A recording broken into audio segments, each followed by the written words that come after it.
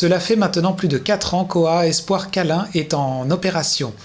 Caroline Fortin, animalière chez Espoir Câlin, nous présente l'organisme. Donc, je suis avec Caroline Fortin, animalière chez OA Espoir Câlin. Allô? Salut!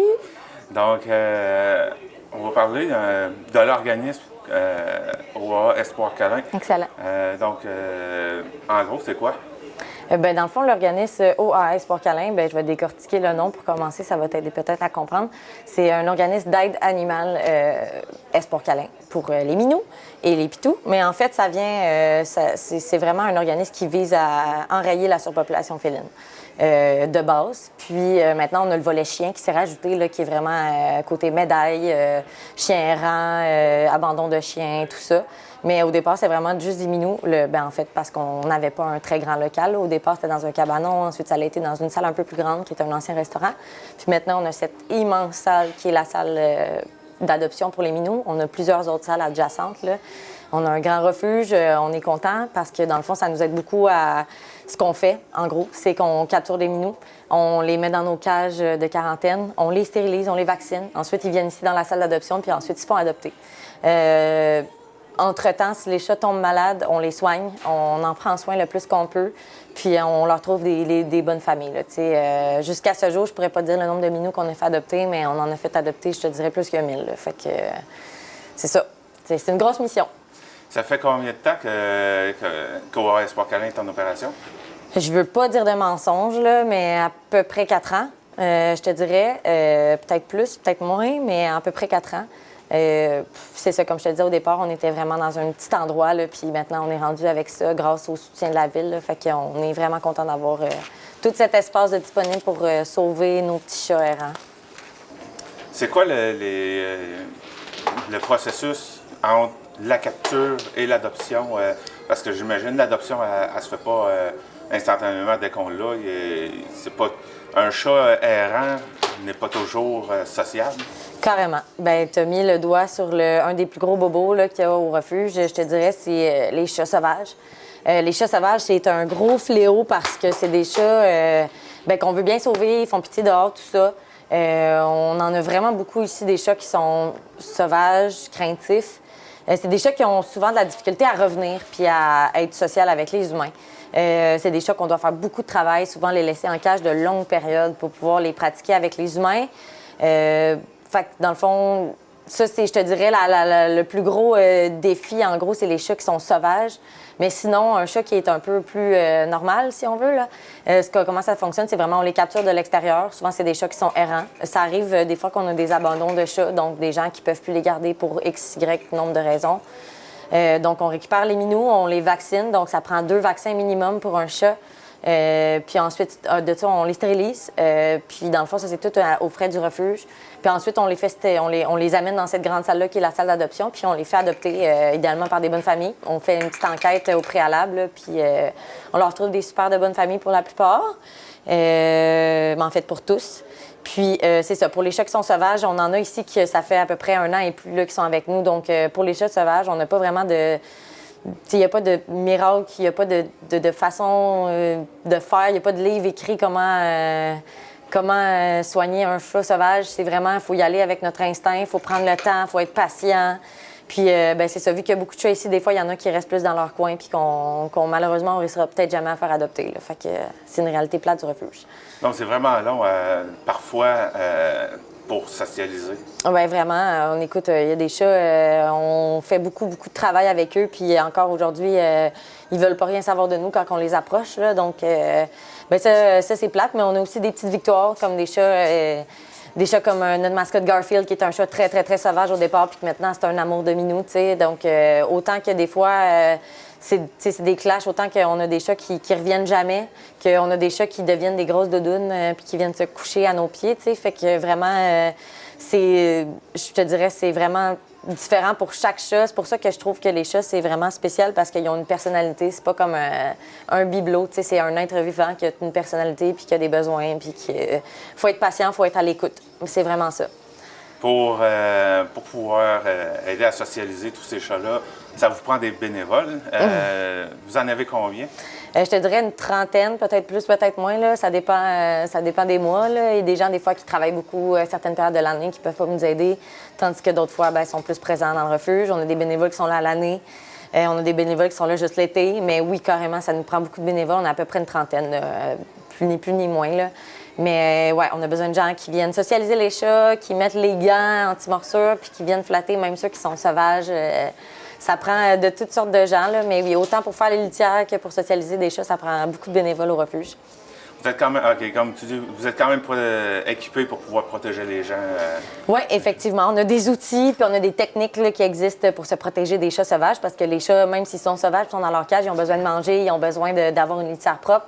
Donc, il ne faut pas avoir peur d'aller dans la cage puis d'aller les manipuler, si on veut, entre guillemets, là, quand même. Fait que oui, on a développé des techniques avec le temps, puis il y a des gants qui existent, anti-morsure, tout ça. Ça nous protège pas pire. Là. Et vous êtes combien d'employés ici? On est moi, qui est l'animalière, qui était la première employée. On a Mathilde, qui était notre deuxième employée, qui est notre secrétaire. On a Cathy maintenant, qui est notre employée depuis, je te dirais, le mois d'octobre, là, qui fait un peu comme moi le ménage, qui m'aide beaucoup dans mes tâches quotidiennes. Puis ensuite de ça, on a nos stagiaires. Je te dirais que j'ai 3 stagiaires actuellement qui viennent 2 à 3 jours semaine pour m'aider dans le ménage, l'entretien, brosser les minous, tout ce qui a trait au refuge. Là. Fait qu'on est quand même bien équipés ces temps-ci, ça roule bien. Puis on a nos bénévoles de soir qui viennent le soir. Dans le fond, à partir de 5-6 heures, souvent les gens, quand ils finissent de travailler, ils ont une plage horaire. On a des gens qui viennent le jeudi, le mercredi, tout ça. C'est vraiment planifié. Puis, c'est ça. Ils viennent le soir s'occuper des minous, regarder s'il manque de rien, puis s'en occuper encore une fois, les aimer un petit peu avant la nuit. Et des bénévoles, vous en avez de tous les âges? Vraiment, vraiment. On a autant des jeunes enfants qui viennent avec nous le samedi que des personnes plus âgées le mardi matin, parce qu'honnêtement, c'est difficile de trouver des bénévoles là, dans la semaine, en pleine journée. Donc, souvent, c'est des retraités qui viennent nous aider dans la semaine, en journée, de 5-6 heures le matin à midi à peu près. Là, souvent, c'est des personnes plus retraitées, plus âgées. Tandis que, c'est ça, la fin de semaine, ça grouille ici dans le refuge d'enfants puis de mamans. Puis c'est vraiment le fun à voir autant que ça peut être différent. Là. Puis on a des gens de mon âge qui viennent beaucoup. En tout cas, c'est vraiment diversifié. Là. Ça fait du bien. C'est un endroit multiculturel. Vous êtes un organisme à but non lucratif, donc vous avez besoin de financement parce que bon, il y a des choses qui sont à votre charge, comme tu parlais, la stérilisation. Oui. Donc, vos moyens de financement, c'est quoi? Bien, on reçoit des sous de la municipalité pour notre local. En fait, c'est eux qui nous l'ont fourni. Là, donc, déjà, ça, c'est un gros don de leur part. Ensuite de ça, on reçoit de l'argent pour surtout les médailles de chiens. Comme je te disais, c'est un volet qui s'est ajouté.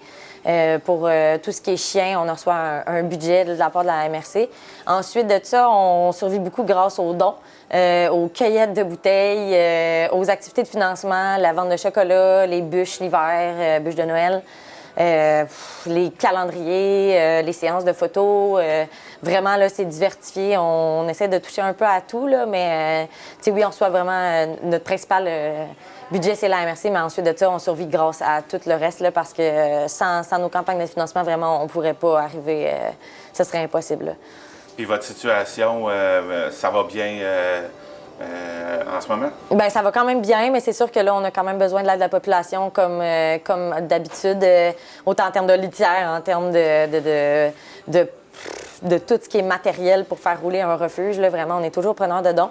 Mais oui, ça va quand même assez bien. Mais c'est ça, on a besoin de l'appui de la population pour faire stériliser les chats errants, ça aiderait. Bien, en plus, pour le financement, là, ce qui est le fun, c'est qu'on a reçu, dans le fond, notre certification, si on veut, d'organisme de charité, là, de bienfaisance. Donc, tous les gens qui veulent faire des dons, peu importe le don, là, dans le fond, ça va être déductible d'impôts. Fait que ça, c'est super pour nous parce que ça permet aux gens de pouvoir faire des gros montants en dons puis de pouvoir le déclarer, en fait, par la suite. Là. Fait que c'est vraiment une bonne façon pour nous de se financer en tant que tel. Puis aussi, j'avais oublié, mais la loterie, à ne pas oublier, c'est vraiment... c'est important pour nous, la loterie. Ça fonctionne bien jusqu'à maintenant, puis on a intérêt à continuer ça parce que les gens embarquent beaucoup, puis c'est une bonne façon pour nous de se financer. Ça, la loterie, c'est le tirage que vous faites à chaque semaine? Oui, exact, le 50-50. Dans le fond, les gens, à ce temps-ci où est-ce qu'on se parle, ils ont des 900 $ de gains. Donc, 900 $ c'est quand même super là, pour une semaine de loterie. On est content que la population embarque autant dans la loterie, honnêtement, c'est super. Là, ça fait, je crois que ça fait un peu plus d'1 an, ou ça fait 1 an que maintenant vous vous occupez des chiens. Oui. Ce qui veut dire que vous offrez des services en rapport avec les chiens. Oui. Bien, en fait, c'est ça, c'est les médailles de chiens pour la plupart, puis dans le fond, les plaintes de chiens aussi.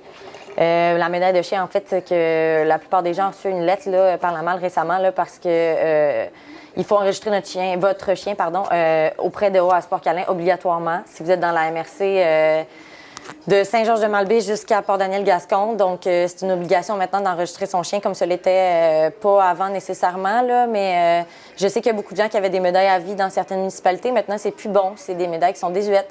Donc, maintenant, c'est au refuge directement. Vous venez, soit ici, vous pouvez le remplir en ligne. Puis, dans le fond, ça, c'est un de nos gros mandats. C'est important pour nous que la population participe aussi parce qu'on ne peut pas aller voir tout le monde chez eux dans leur maison. Donc, c'est important que les gens viennent soit au refuge ou nous contactent là, par téléphone pour savoir comment ça marche la médaille. Peuvent toujours appeler au refuge, laisser un message, puis on va les rappeler rapidement par rapport à ça. Sinon, c'est les chiens errants. S'il y a des chiens qui se retrouvent dans la rue d'une quelconque façon que ce soit puis qui n'ont pas de médaille, même s'ils ont une médaille, peu importe, dans le fond, nous, on contacte soit le propriétaire, c'est le chien de médaille, puis le propriétaire vient chercher son chien soit au refuge ou à l'endroit où est-ce qu'il a été trouvé. Puis, en fait, sinon, on ramène ici, on essaie de trouver le propriétaire d'une façon que ce soit en l'affichant sur les réseaux sociaux.